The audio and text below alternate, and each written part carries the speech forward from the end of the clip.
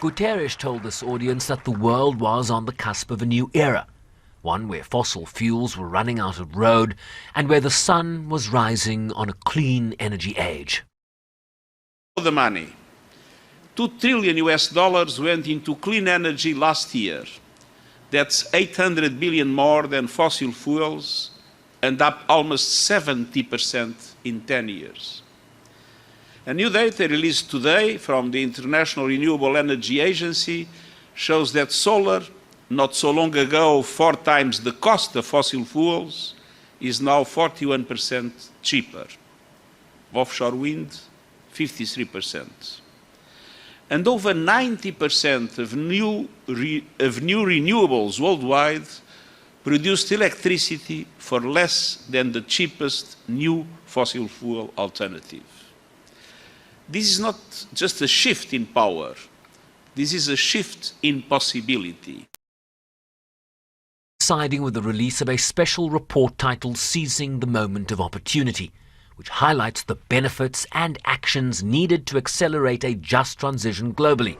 Among the benefits, market economics. In many advanced economies, emissions have peaked, but growth continues. In 2023 alone, clean energy sectors drove 10% of global GDP growth. In India, 5%. The United States, 6%. China, a leader in the energy transition, 20%. And in the European Union, nearly 33%.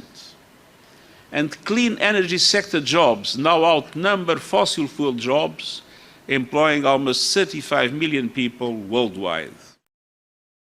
General urged action in 6 opportunity areas by using national climate plans to go all out on the energy transition, urging clarity and certainty and leadership from G20 countries. Building energy systems of the 21st century with investments in the right infrastructure. Meeting the world's surging energy demand sustainably, including for energy-hungry data centers on which an AI future depends. A just energy transition, arguing for a clean energy era that must deliver equity, dignity and opportunity for all. Using trade and investment to support climate policy, while unleashing the full force of finance and driving investment to markets with massive potential.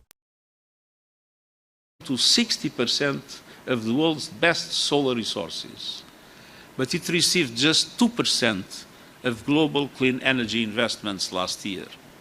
Today, developing countries pay outlandish sums for both debt and equity financing, in part because of outdated risk models, bias and broken assumptions that boost the cost of capital. Credit rating agencies and investors must modernize. We need a new approach to risk that reflects the promise of clean energy, the rising cost of climate chaos, and the danger of stranded fossil fuel assets. The case for the reforms that would drive a future that is not only green, but just. The future is no longer a promise, it's a fact. No government, no industry, no special interest can stop it. Of course, the fossil fuel lobby of some fossil fuel companies will try, and we know the lengths to which they will go. But I have never been more confident that they will fail because we have passed the point of no return. Described here as a unique and defining moment in history. Question and answer session that followed his remarks, the Secretary-General was asked why he chose to use this platform to focus on climate change rather than other crises like wars and conflicts that may feel more immediate or urgent.